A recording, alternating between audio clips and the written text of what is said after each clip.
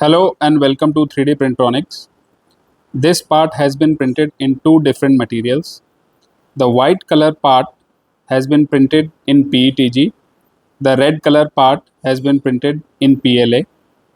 We have printed this multi-material object to demonstrate the capability of a Prusa XL, which is a multi-tool head printer.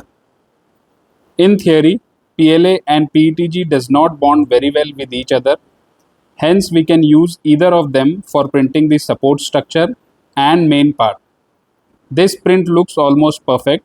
Now we will remove the support and see how easy it is to remove the PETG support and what kind of finish we will get on the main part after support removal.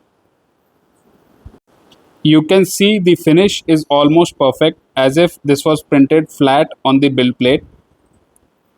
It is very easy to remove the part, to remove the support structure. You can see the finish is very nice. This is the bottom part which was printed complete on the build plate. Apart from that, all the other sections of this part looks very nice as if they have been printed completely flat on the build plate. So the PETG and PLA works very well, where we can use either of the materials as the support structure and the other material can be used for printing the main object. So this is the main purpose of using a multi-tool head machine like original Prusa XL. Thank you.